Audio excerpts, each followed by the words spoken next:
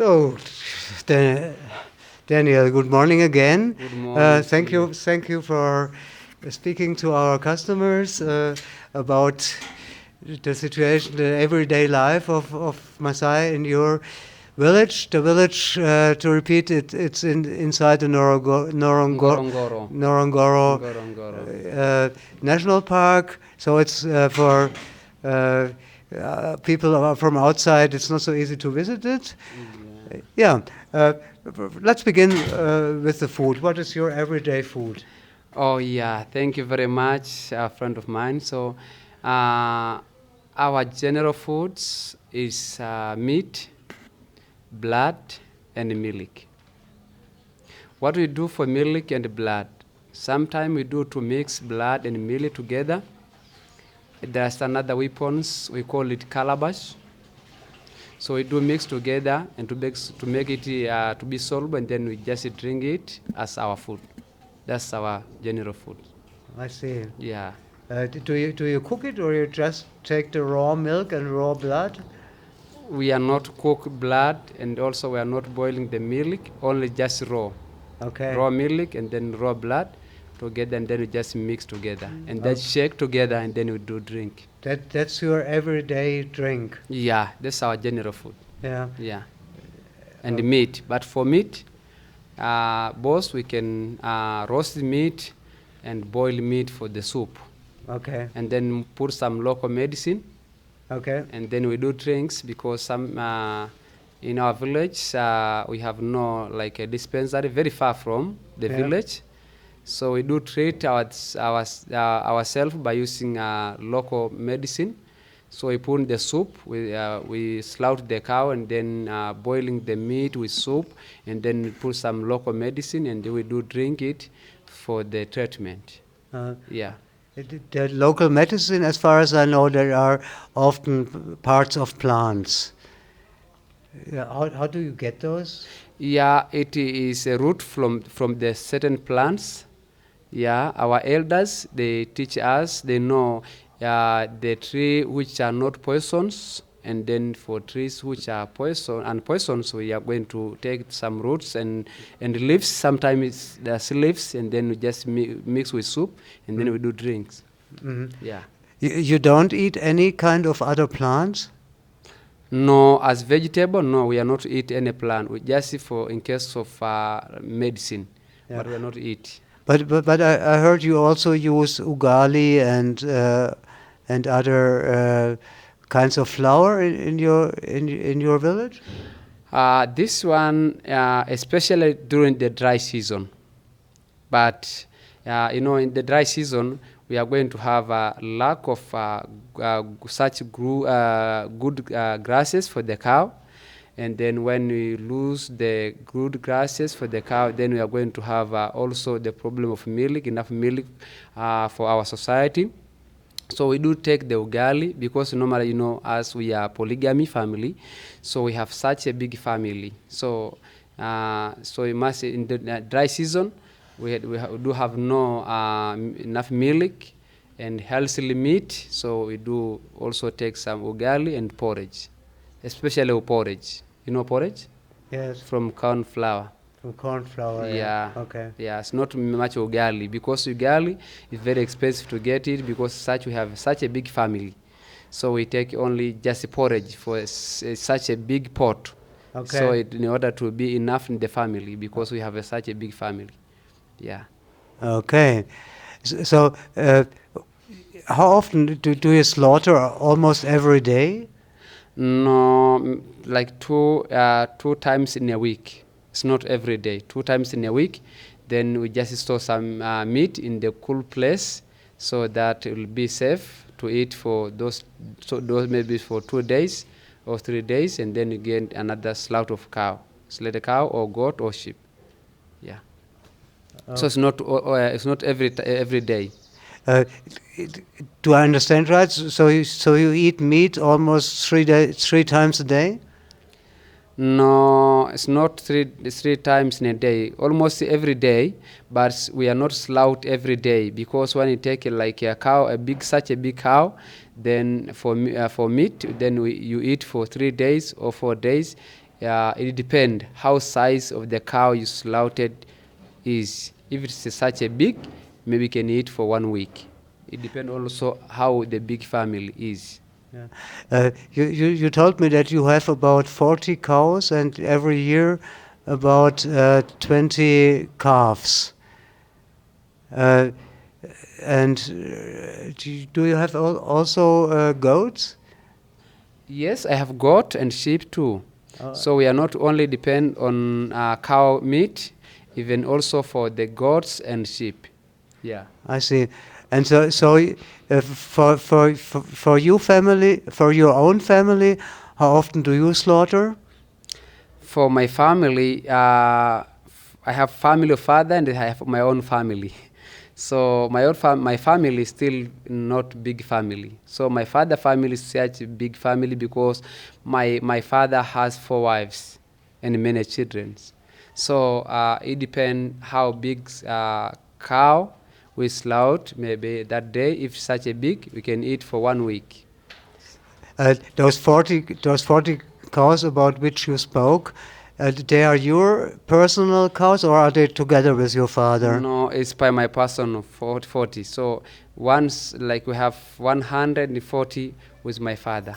Oh, I see. Yeah. So you can slaughter about one animal, 2 animals a week. It's possible to slaughter them without diminishing your cattle.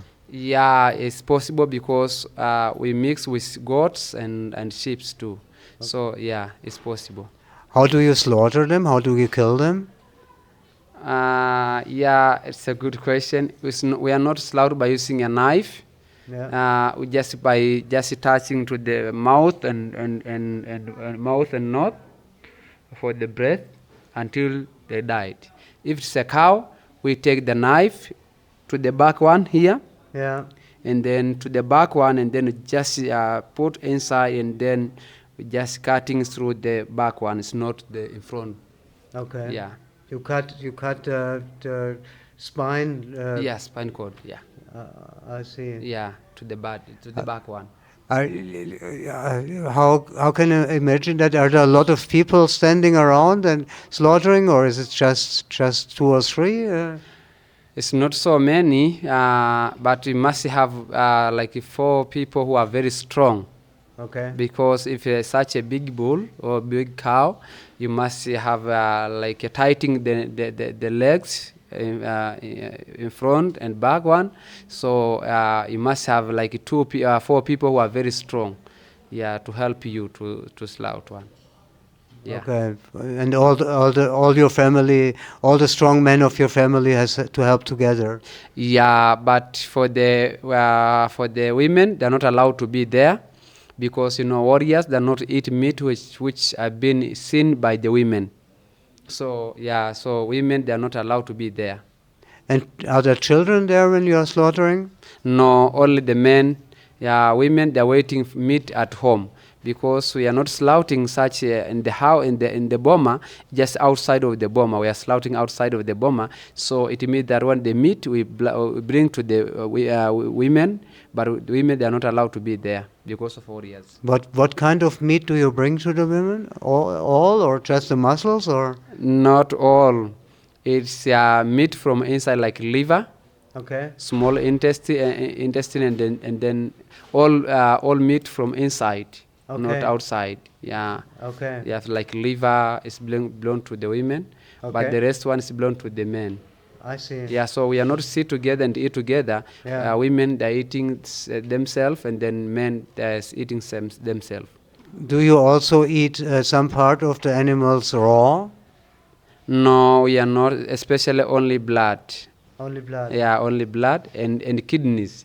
Kidney? You eat the kidneys raw. Raw, yeah. Kidney, we are eating kidney while it's raw. Yeah. What about the brain? We are not eating brain. What do you do with it? We just boil in the soup. Yeah. Yeah, so to get a strong soup. Okay. We are not eating. You eat the brain as a soup. Yeah. Okay. And then we are not to eat. We just boiling it, but we are not to eat. So in order to make the soup to be strong. I see. Yeah. Well, let's change a little? How are the animals led around? As far as I know, it's mostly the young boys and young girls. Yeah, thank you very much. It's a good question. As I told you that we have a division of responsibility according to the ages and sex. So girls, they're responsible to help their mother to fetching some water, because we have responsibility of women and the responsibility of men. There's the responsibility of warriors in the Maasai society. So we have a division of responsibility. For the boys, when they reach an age of 10 until 50, until 17, they're responsible to take or to grassing the cattle. But in the dry season, the one who responsible to take care of the cattle are warriors, because everything must be very far. If the cow searching the good grasses, the warriors responsible to go with cattle to find the water very far and the grasses very far. But in the dry, if there's if there's enough grasses, the young boys, responsible to take care or to grass the cattle. Thank you very much. I see. How far is it? Is it several days and nights to walk there? No, only the daytime.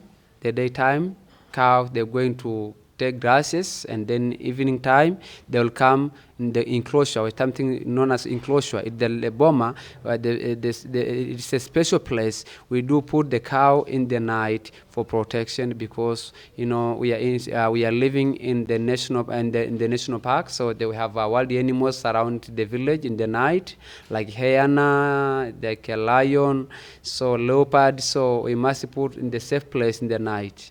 Yeah. So you never migrate with the whole group of cattle for another boma or something, but every evening you come back to your home boma. Yeah, but during the dry season, warriors responsible to take cow very far away from the normal boma, from the permanent boma, in search of for the new grasses and the water. But they are going to make just a temporary boma. It's not a permanent boma. For the dry season, for new grasses and water. Yeah. I see. Yeah, let's change the subject a little. Could you tell us how people are sleeping in your village? Oh, thank you very much. Such a good question too. Yeah, as I told you that we are polygamy, so it's possible for one husband to have more than 2 wives. So it means that each wife must have her own house. Each wife must have her own house. So, and that house, it has 2 beds inside. One bed for father and another bed for mother and children. So possibly father can sleep with the boys, and then mother can sleep with the girls that are very young girls, so young baby. Yeah. When they reach an age of 12, they are going to meet with warriors together for the dancing, night dancing. Yeah. So inside of the house, we have I think in the middle of the house there is fire, because we do cook everything inside of the house. That house. So in the one house, 2 beds and and fire in the middle for cooking. Yeah. Yeah. The fire is day and night. Yeah, in the day and night, especially in the night before sleeping, because we only for cooking the meat or boiling the soup, only that. For the sleeping night, we are not cooking the fire. Yeah. I didn't understand it totally. In the night, you don't. The fire is off in the night. It's not all night. No. Yeah, it starts from 7.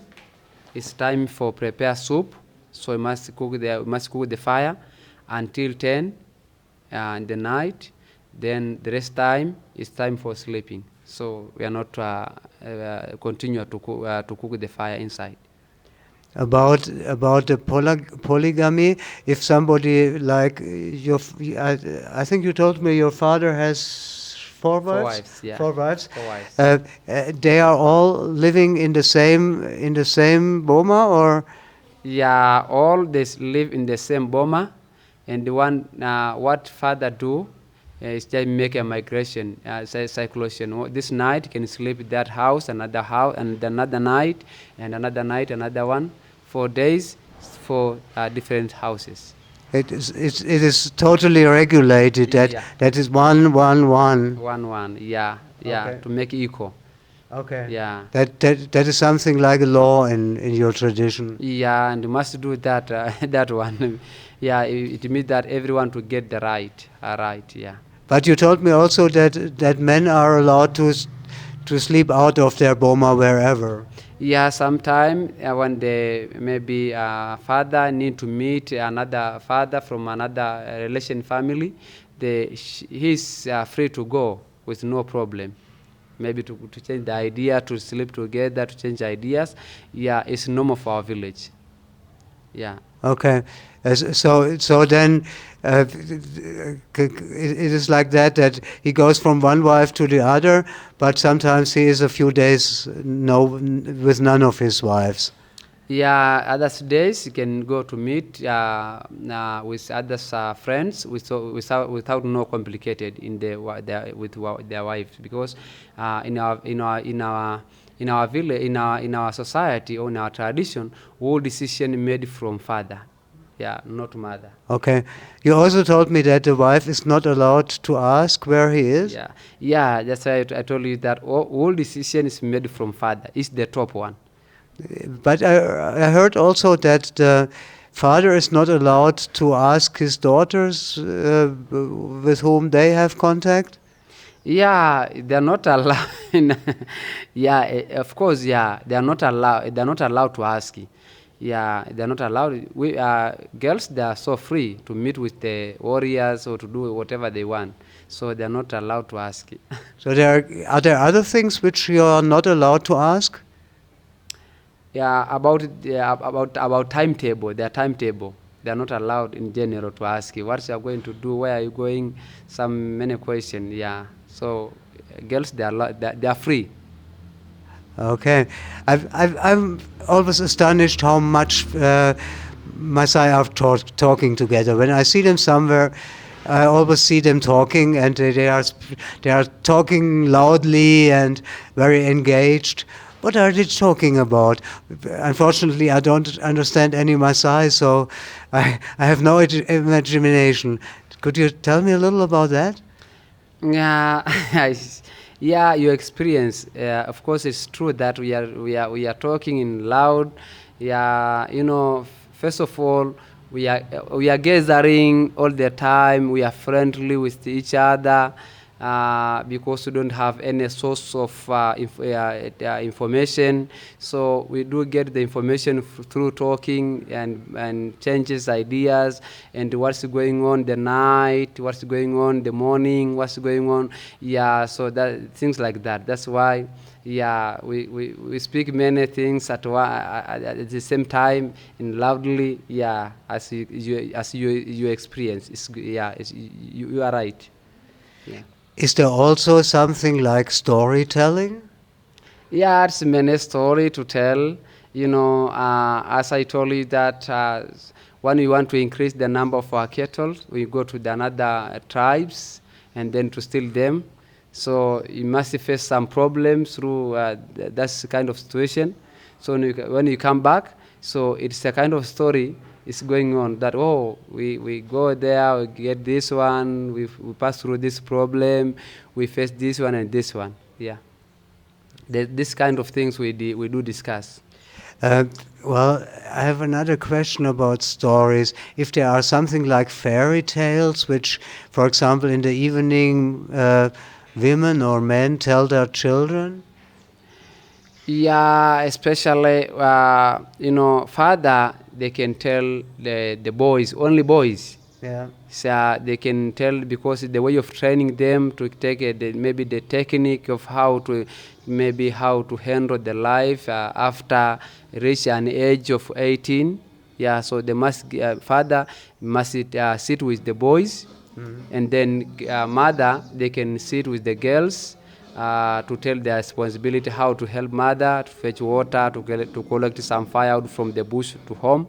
Yeah, so the kind of things, details they can go on, especially in the evening.